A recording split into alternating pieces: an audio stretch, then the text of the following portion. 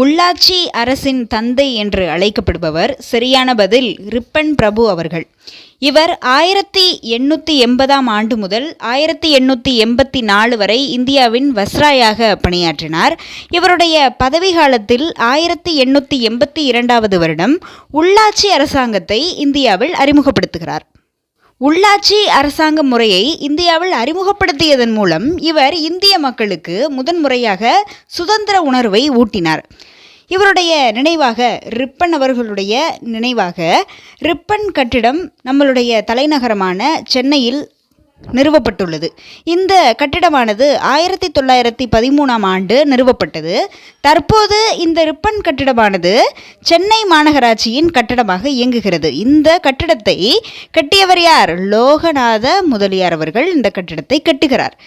இந்த கட்டிடத்தை கட்டுவதற்கு மொத்தம் 7,50,000 செலவாயிருக்கிறது. இந்த கட்டிடத்தை கட்டிய லோகநாத முதலியாருக்கு மட்டுமே கட்டுவதற்கு செலுத்தப்பட்ட தொகை எவ்வளவு? 5,50,000.